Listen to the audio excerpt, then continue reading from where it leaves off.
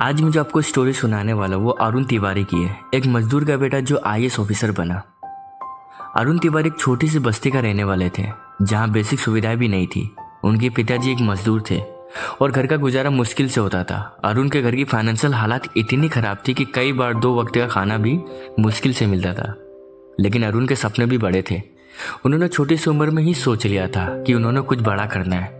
School में उन्होंने हमेशा टॉप किया, लेकिन पढ़ाई के साथ साथ उनको पिताजी का काम में हाथ भी बढ़ाना पड़ता था।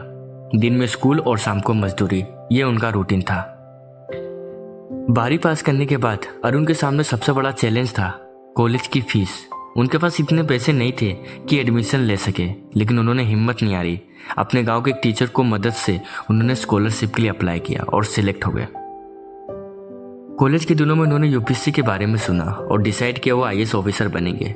यूपीएससी की तैयारी के लिए उनके पास ना कोचिंग थी, ना ही ज़्यादा बुक्स के खरीदने के लिए पैसे, लेकिन उन्होंने लाइब्रेरी का सहारा लिया और अपना शेड्यूल को इतना डिसिप्लिन बनाया कि दिन के 10-12 घंटे सिर्फ सेल्फ स्टडी में लगाते थे।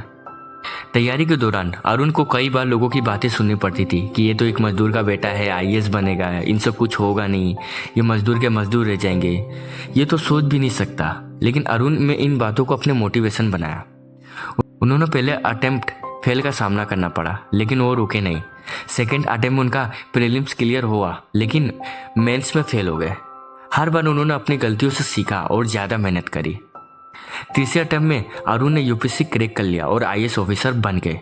जब उनका रिजल्ट आया तो उनके गांव में एक सेलिब्रेशन हुआ।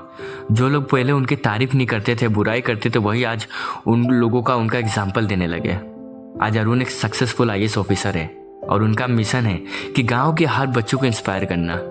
वो हमेशा कहते हैं कि आपका बैकग्राउंड आपका फ्यूचर डिसाइड नहीं करता, सपने देखो और उनके लिए जान लगा दो। जो रास्ता मुश्किल लगता है वही आपको मंजिल तक ले जाता है।